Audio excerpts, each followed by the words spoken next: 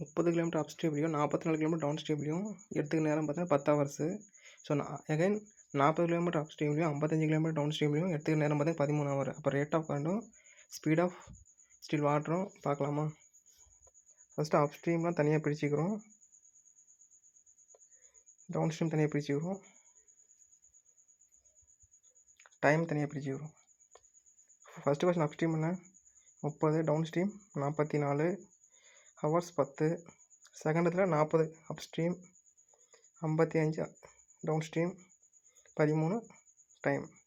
இப்போ அப் ஸ்ட்ரீம் தான் வேணும், அப் ஸ்ட்ரீமோட ரேட் வேணும்.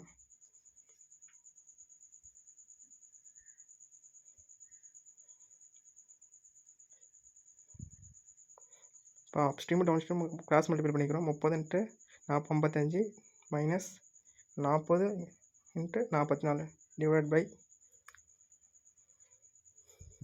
டவுன் ஸ்ட்ரீமையும் டைமையும் கிராஸ் டிவைட் பண்ணிக்கிறோம். 55 × 10 44 × 13.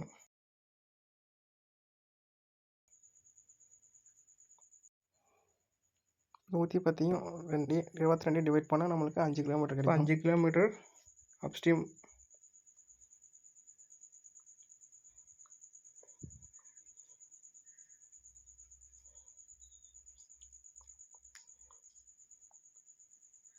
இப்போ அடுத்து வந்து டவுன் ஸ்ட்ரீமுக்கான இது கண்டுபிடிக்க போகிறோம்.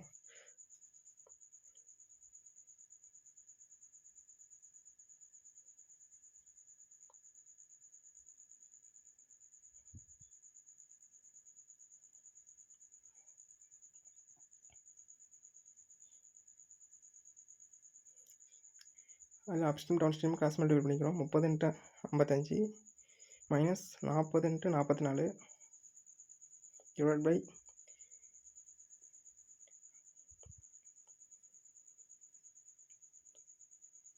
அப் ஸ்ட்ரீமையும் டைமையும் கிராஸ் மல்டிப்ளை பண்ணிக்கிறோம். 30 × 13 மைனஸ் 40 × 10.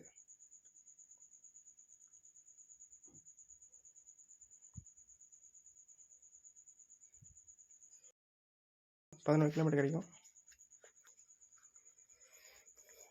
இப்போ ஸ்பீட் ஆஃப்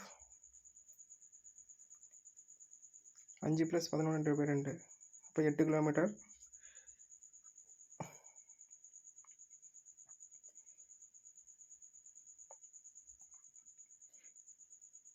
ஸ்டில் வாட்டர்னா 11 - 5 / 2. ஸ்ட்ரீம்னு கேட்டால் மைனஸ் பண்ணிக்கணும், கரண்ட்டு ஒரு பர்சனோட இது கேட்டிங்கன்னா ப்ளஸ் பண்ணிக்கணும்.